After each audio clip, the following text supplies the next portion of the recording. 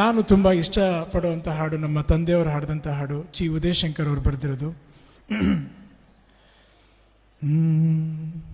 ಎರಡೇ ಪದ,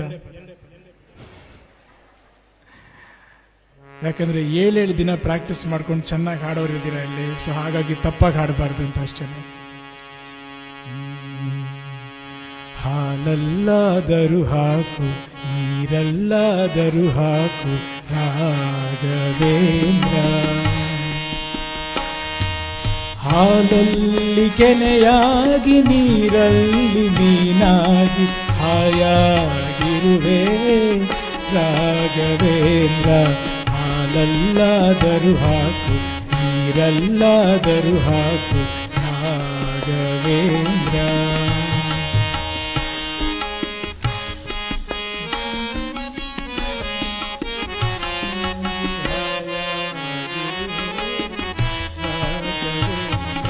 ಸುಖವನ್ನೇ ನೀಡೆಂದು ಎಂದು ಕೇಳೆನು ನಾನು ರಾಘವೇಂದ್ರ.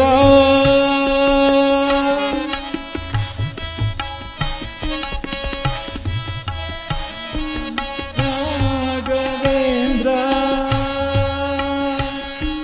ಮುನ್ನ ಮಾಡಿದ ಪಾಪ ಯಾರ ತಾತನ ಗಂಟು ನೀನೇ ಹೇಳು ರಾಘವೇಂದ್ರ. ಇಲ್ಲಿದ್ದರೇನು ನಾ, ಹೇಗಿದ್ದರೇನು ನಾ ರಾಘವೇಂದ್ರ.